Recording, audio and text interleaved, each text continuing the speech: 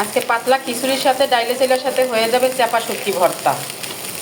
এই শুটকি ভর্তা আগে একটা ভিডিও দিয়েছিলাম যে কখন আমরা শুটকি ভর্তা খাই নাই। আমার একটা দিদি আমারে খাবার শিখাইছে। মানে এখন শুটকি না হইলে মনে হয় যে কোনো খাবার স্বাদ বুঝি না। এখন বলে কি শুটকির ঘ্রাণ আসে না কেন, আর আগে কইতাম ওরে গন্ধ রে। এই যে দেখেন এভাবে আমি চাপা শুটকিটা এভাবেই করি, অন্য কারা কীভাবে করেন আমি জানি না। এই যে পেঁয়াজটা রসুনটা এভাবে টেলে পাশে শুটকিটা টেলে নিই। আপনারা কি এটা কীভাবে করেন একটু জানাবেন।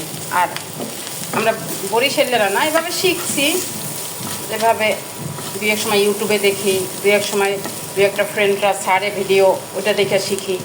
সব কিছুই শিখেছি, নিজে কিছুই পারতাম না। এখন এই চাপা শুটকির সাথে এটা আমি এভাবে মিশিয়ে দিব, ঠিক আছে। এই যে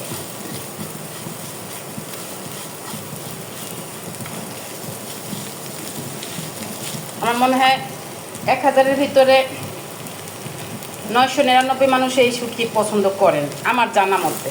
হয়তো ভুল হইতে পারে আমার জানাটা, কারণ আমাদের এই হয়।